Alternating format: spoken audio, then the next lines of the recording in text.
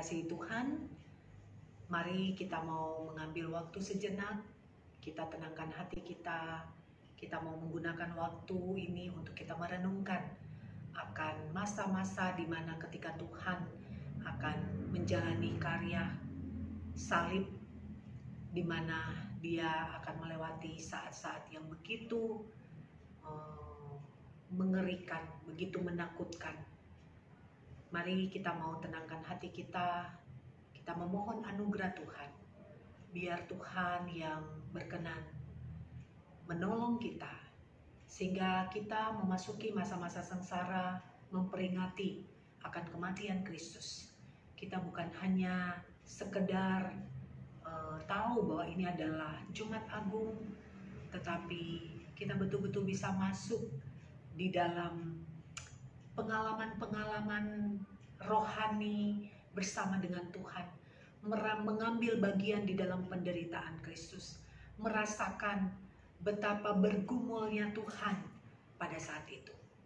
Saya rindu sekali kita setiap jemaat yang pada malam hari ini kita sedang mengikuti ibadah renungan ini, kita mau sungguh-sungguh membiarkan Tuhan membuka hati kita, menyentuh kita, sehingga kita betul merasakan bahwa Tuhan itu terlalu baik dalam hidup kita.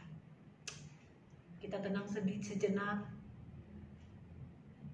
melepaskan segala beban pikiran kita, apapun yang mengganggu kita. Mari kita tenang, kita mohon Tuhan mau berbicara lebih jelas. Kita sanggup menangkap setiap kata-kata Tuhan. Kita sanggup untuk merasakan hadirat Tuhan. Kita merasakan bahwa Tuhan begitu peduli. Dia serius dengan hidup kita. Kita penting di mata Tuhan.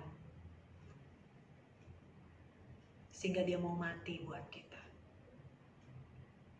Kita tenangkan hati kita. Bapa kami yang di surga, kami mau datang kepadamu Tuhan. Bukalah hati kami Tuhan, arahkanlah hati dan telinga kami, pikiran kami, untuk kami terfokus hanya kepada Tuhan. Karena Engkau Allah yang sanggup menolong kami. Bahkan ketika kami tidak dapat menolong diri kami sendiri, Engkau satu-satunya yang sanggup Tuhan. Bahkan Engkau rela datang ke dunia dengan cara yang sangat-sangat mengerikan. Tapi hanya dengan jalan itulah kami orang yang sangat berdosa dan terkutuk, kami diselamatkan, kami diampuni, kami diterima, kami dikasihi, kami disembuhkan, kami dipulihkan, dan kami dicintai dengan cinta yang tanpa batas. Berkati kami Tuhan, berkati perenungan ini, biarlah perenungan ini sungguh dapat menyembuhkan kami, memulihkan kami, dan membawa kami kembali kepada penyelamat kami, kepada juru selamat kami. Terima kasih Tuhan. Hanya di dalam nama Tuhan Yesus kami berdoa. Amin. Mari kita sama-sama melihat di dalam Injil Matius pasal yang ke-26, ayat yang ke-30 sampai ayat yang ke-35. Injil Matius pasal 26, ayat 30 sampai ayat yang ke-35. Di sini kita akan membahas tentang Petrus yang menyangkal Tuhan Yesus. Ayat 30. Sesudah menyanyikan nyanyian pujian, pergilah Yesus dan murid-muridnya ke Bukit Zaitun. Maka berkatalah Yesus kepada mereka, malam ini kamu semua akan tergoncang imanmu karena aku. Sebab ada tertulis, aku akan membunuh gembala dan kawanan domba itu akan tercerai-berai. Akan tetapi, sesudah aku bangkit, aku akan mendahului kamu ke Galilea. Petrus menjawabnya, biarpun mereka semua tergoncang imannya karena engkau, aku sekali-kali tidak. Yesus berkata kepadanya, aku berkata kepadamu, sesungguhnya malam ini, sebelum ayam berkokok, engkau telah menyangkal aku 3 kali.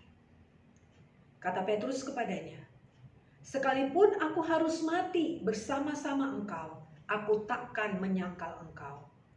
Semua murid yang lain pun berkata demikian. Bapak Ibu yang dikasihi Tuhan, firman yang kita baca tadi sedikit memberi gambaran seperti demikian. Seolah-olah ada sepasang pria dan wanita yang sedang jatuh cinta. Ketika mereka saling jatuh cinta, setiap kata-kata pujian itu terlontar. Setiap kata-kata dukungan terlontar. Bentuk perhatian, kasih, semua itu diberikan.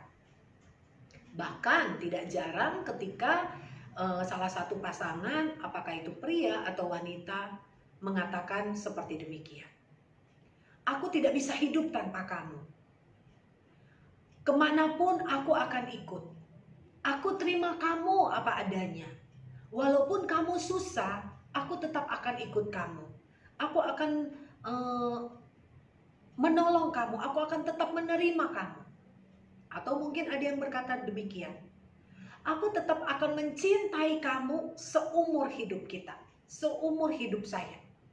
Ya, walaupun kamu nanti ada mengalami kecelakaan, lalu kamu jadi jelek, kamu cacat, atau kamu nanti jadi gendut.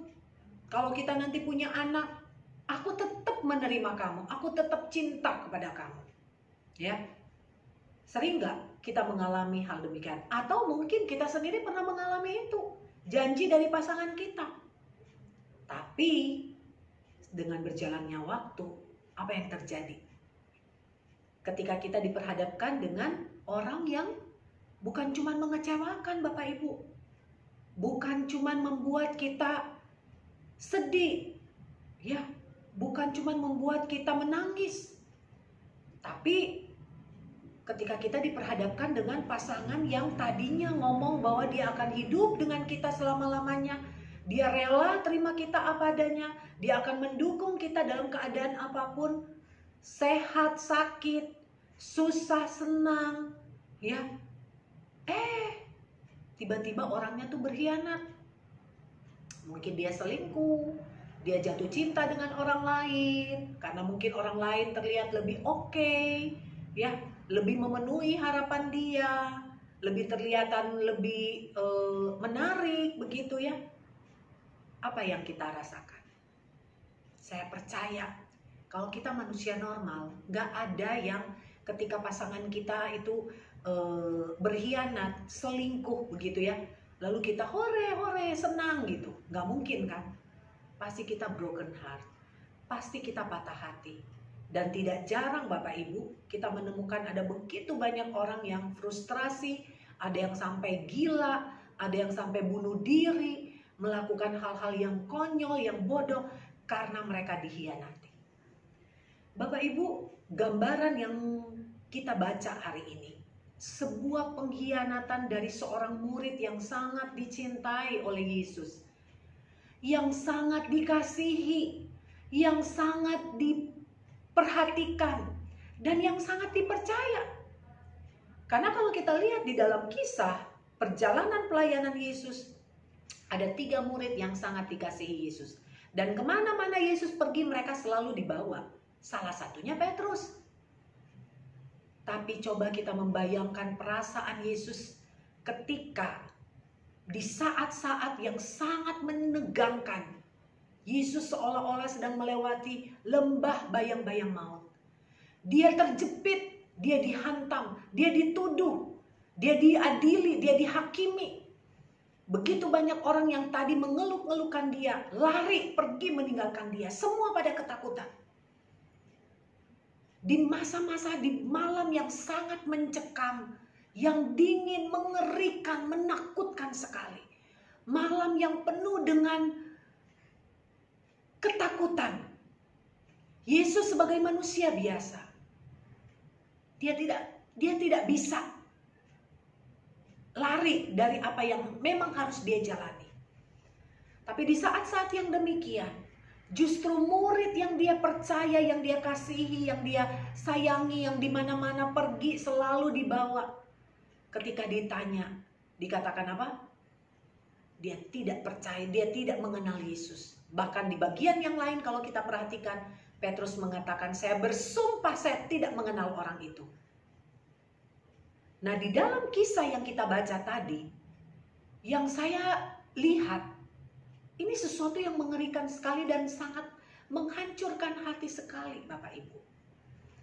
Kalau tadi saya mengambil gambaran tentang hubungan suami istri, bagaimana ketika dia hianati, saya yakin sekali tidak ada seorang pun di antara kita sebelum kita memutuskan untuk saya akan menikah dengan orang ini, jikalau saya tahu suatu hari nanti 5 tahun, 10 tahun, 15 tahun akan datang, atau suatu hari kita nggak tahu kapan bahwa pasangan kita akan berkhianat, saya yakin 100% orang itu pasti tidak akan memutuskan untuk memilih menikah dengan orang yang akan berkhianat itu. Betul tidak? Sedangkan Yesus, nah di dalam bagian ini Bapak Ibu, kita lihat peristiwa penangkapan itu belum terjadi. Mereka masih ada di dalam perjamuan terakhir. Tapi Yesus sudah memberitahukan tentang pengkhianatan Petrus. Bahkan kalau kita lihat, Petrus seperti seorang yang sedang bergombal. Di sini dikatakan sekali jelas, bukan?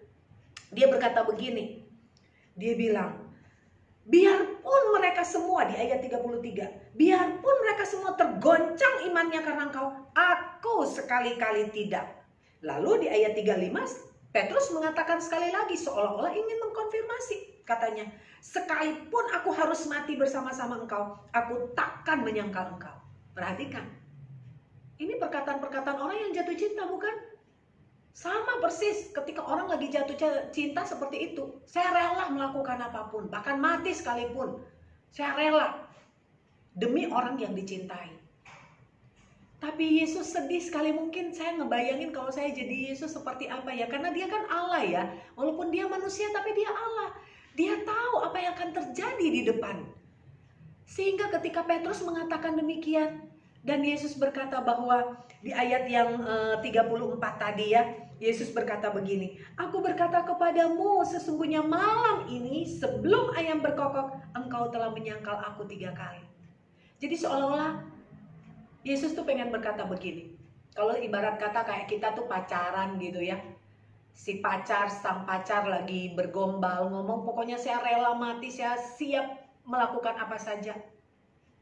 Dan si pasangan ini sebenarnya udah tahu bahwa dia akan berkhianat. Dia seolah-olah bilang, mendingan kamu perhatiin deh baik-baik. Tapi sebenarnya ketika dia ngomong begitu kan sebenarnya hati dia terluka kan. Kenapa? Karena dia udah tahu bahwa pasangan dia ini akan berkhianat gitu loh. Coba bayangin ketika itu terjadi, betapa sakit dan betapa hancurnya hati Yesus. Benar gak? Tetapi Yesus di dalam bagian ini dia mengatakan dengan begitu lembut. Dia seolah-olah berkata begini, Petrus, perkataan kamu itu memang menghibur aku karena engkau menunjukkan bahwa engkau mengasihi aku. Tapi di dalam kelemahanmu, kedaginganmu, aku mau mengatakan bahwa sebelum ayam berkokok kamu sudah menyangkal aku 3 kali. Jadi sebenarnya Yesus memberi peringatan kepada Petrus bahwa tidak ada seorang pun yang bisa menjamin bahwa kamu bisa melakukan itu untuk Tuhan. Ya, yang kita bisa lakukan hanyalah apa? Meminta pertolongan dan anugerah Tuhan supaya kita tetap didapati setia. Bapak Ibu, perenungan kita terkait dengan penyangkalan Petrus ini memberi pelajaran penting dan besar sekali buat kita, yaitu apa? Seringkali kita jangan cepat-cepat dulu untuk ngomong bahwa saya cinta Tuhan, saya betul-betul mengasihi Tuhan, saya sudah menyerahkan diri ikut Tuhan, saya sudah dibaptis, saya sudah terima Tuhan. Nanti dulu, karena seringkali apa yang kita katakan belum tentu apa yang kita lakukan. Karena apa yang kita nyatakan seringkali justru itu bertolak belakang. Sebaliknya, yang Tuhan harapkan, yang Tuhan inginkan, bahwa lebih baik kita memberi bukti Apa bukti kita mengasihi Tuhan? Apa bukti kita mencintai Tuhan? Itu. Dengan kita sungguh-sungguh, tidak perlu kita mesti ngomong-ngomong ke banyak orang ya. Tapi dengan bukti yang sungguh bahwa kita ikut Tuhan dengan rela, tanpa, walaupun memang akan ada salib ya. Tentu ada harga yang harus dibayar ketika kita ikut Tuhan. Gak ada orang yang ikut Tuhan hidupnya enak-enak. Gak ada. Kalau mau ikut Tuhan pasti menderita. Kalau ikut Tuhan pasti pikul salib. Kalau mau ikut Tuhan pasti bayar harga. Nggak ada yang namanya mau ikut Tuhan pengen cepet kaya, pengen hidup lancar, nggak pernah sakit, nggak pernah gagal di dalam usaha, nggak pernah ada masalah, nggak ada. Kalau mau pengen seperti itu, jangan ikut Tuhan. Nggak bisa ikut Tuhan kalau mau pengen seperti itu. Kalau mau ikut Tuhan, harus bayar harga. Korban perasaan, korban waktu, korban tenaga, korban uang, korban segala-galanya. Apalagi korban hati ya, perasaan. Bagaimana kadang kita merasa kecewa, kita merasa nggak enak. Itu sangat wajar. Kita masih merasakan seperti itu. Tapi bagaimana dengan Tuhan? Dia segala-galanya. Tapi dia sudah melakukan segalanya pun masih dihianati oleh orang yang dia kasihi. Jadi Bapak Ibu, satu hal yang kita mau pelajari dari perenungan ini adalah ketika kita mengatakan bahwa kita mencintai dan mengasihi Tuhan, mari kita mau evaluasi. Kita pergunakan waktu ini sebagai saat dimana kita mengevaluasi, betul nggak kita mengasihi Tuhan dengan sungguh-sungguh? Betul nggak kita mencintai Tuhan dengan sungguh-sungguh? Ataukah masih ada hitung-hitungan? Masih ada perasaan di mana kita mudah sekali untuk kecewa sama Tuhan, marah sama Tuhan, marah sama orang, kecewa sama orang. Lalu kemudian kita jadi tidak lagi sungguh-sungguh ikut Tuhan. Apakah masih ada seperti itu? Kalau masih ada seperti itu, kita perlu banyak belajar. Saya dan saudara, Bapak Ibu, semua, setiap kita tidak ada yang terkecuali. Kita membutuhkan Tuhan. Tidak ada seorang pun yang mengatakan hari ini saya akan ikut Tuhan selamanya, saya setia. Tidak. Kalau kita mengatakan itu, hati-hati. Jangan kita jatuh di dalam penyangkalan seperti yang dilakukan Petrus. Tapi kita harus selalu berkata bahwa Tuhan, kuatkan saya agar supaya saya tidak sampai menyangkal Engkau dan meninggalkan Engkau. Tuhan, kuatkan saya supaya ketika aku kecewa, aku tidak menyalahkan Engkau. Tuhan, kuatkan saya ketika saya merasa saya tidak sanggup lagi. Berikan saya jalan-Mu Tuhan. Nah, ketika kita berkata demikian, itu artinya kita tidak mengandalkan diri kita, tapi kita mengandalkan kekuatan Tuhan. Karena Tuhan yang sudah mati itulah yang memberikan kita pengharapan, kekuatan. Dia yang datang ke dunia rela disalibkan, rela disiksa, ya. Dia bahkan dihianati, dia dikecewakan, dia hancur, dia pahit, dia luka. Tetapi semuanya itu dia lakukan demi kita, agar supaya semua yang kita rasakan sudah dia tanggung. Sehingga setiap orang yang hari ini, malam ini, merasa kecewa, merasa sedih, hancur, terluka, pahit, susah, sulit untuk mengampuni. Hari ini dia mengundang saudara untuk datang kepada dia yang menyelamatkan, yang menyembuhkan, yang memulihkan, yang memberikan waktu dan hidupnya untuk kita. Mari kita mau datang kepada dia. Kiranya Tuhan Yesus memberkati setiap kita. Tuhan, kami datang kepadamu, memohon anugerah-Mu Tuhan. Kadang hati kami lelah, jiwa kami berteriak. Kami tidak tahu harus mencari pertolongan kepada siapa Tuhan. Kadang kami merasa lonely, kami merasa sendiri. Kadang kami merasa kami ada di tengah-tengah begitu banyak orang, tapi kami merasa kesepian. Tuhan, ampuni kami. Jikalau kadang kami meragukan Engkau Tuhan, Kadang kami masih bertanya apakah Tuhan betul ada atau tidak. Ampuni kami Tuhan.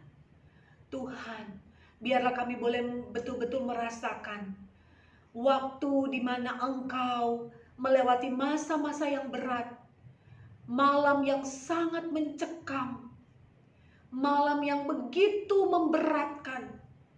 Ketika cawan murka Allah itu turun, Engkau menanggung seluruh murka Allah karena dosa manusia.